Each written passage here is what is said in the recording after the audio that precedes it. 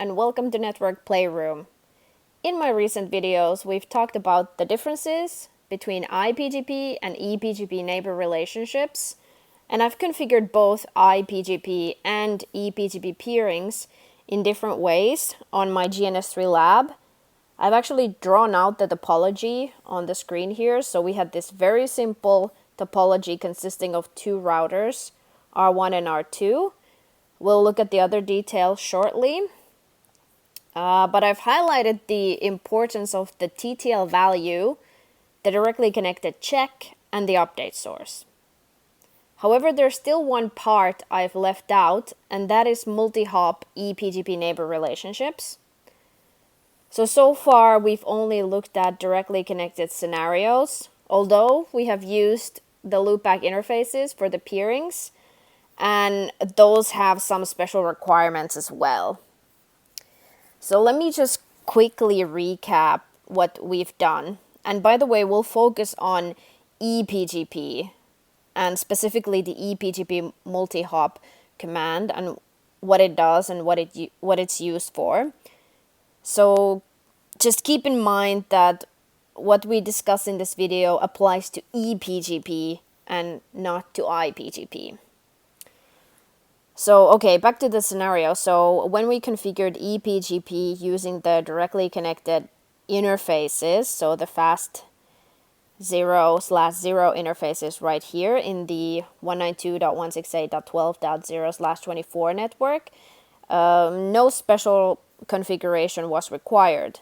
We just configured the neighbor command in the and the remote AS, and that was it. The neighborship comes up like charm. Now, with the loopback interfaces, we had to consider a few things and make sure that we applied additional configuration to get it to work. So let me just write down a few notes here. So I'll just indicate this with the loopback interfaces. So first of all, you had to change the update source, because again, by default, the source IP address of the packet is the IP address of the exit interface. So that's why we needed to apply this command to modify it to have the PGP session be sourced from the loopback address. Then next, we had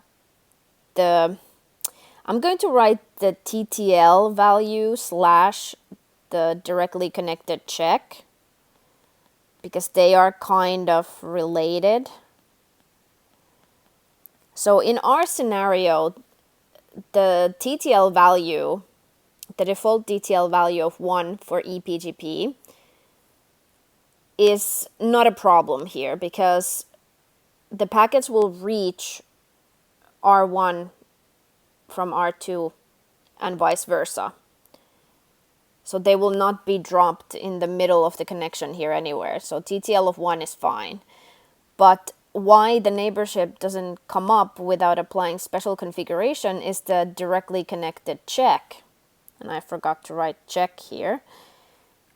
So what we had to do is disable the directly connected check. Right? Disable.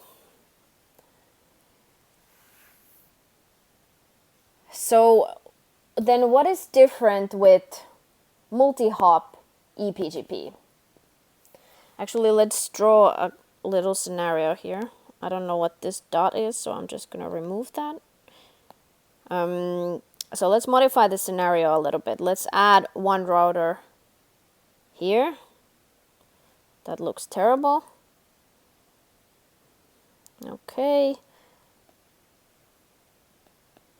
So we'll do R1, R2, and R3 now instead. And effectively, what we're interested in configuring an ePGP neighbor relationships between R1 and R3.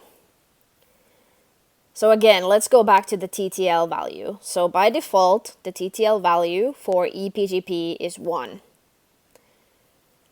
And because of the default TTL of 1, the ePGP neighbors can only be one hop apart. Now, if you want to peer ePGP neighbors that are multiple hops apart, as is the case here with R1 and R3, then you need to use the ebgp-multihop command to modify the TTL value. So by default, the TTL is 1. So default. So what happens here is that the packet would not even reach R3 because it will get here, but then R2 would drop it, so it never actually reaches R3. So what we have to do is apply the ebgp multihop command to directly modify the TTL value. So this command actually changes the TTL value from 1 to the specified value, or if you apply the command without defining a value, then 255 will be used by default. So let's say that we change this value to 2 using the ebgp-multihop command. Now the packets can reach R3. Now another thing, let's talk about the directly connected check, because it relates to the ebgp-multihop command. Now when you enable the ebgp-multihop command, the router automatically and implicitly behaves as if the directly connected check was disabled. Now, in other words, using ebgp-multihop automatically implies disabling the directly connected check. So when we configure this ebgp-multihop, either with the value or without, let's say value, then this automatically and implicitly implies that disable connected check was also applied.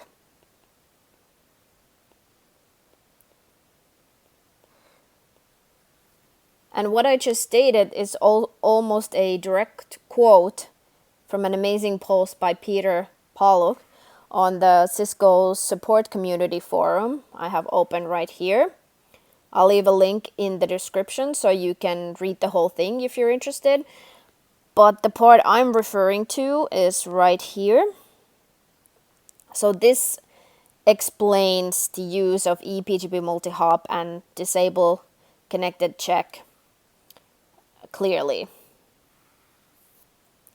Okay, let me go back to the whiteboard.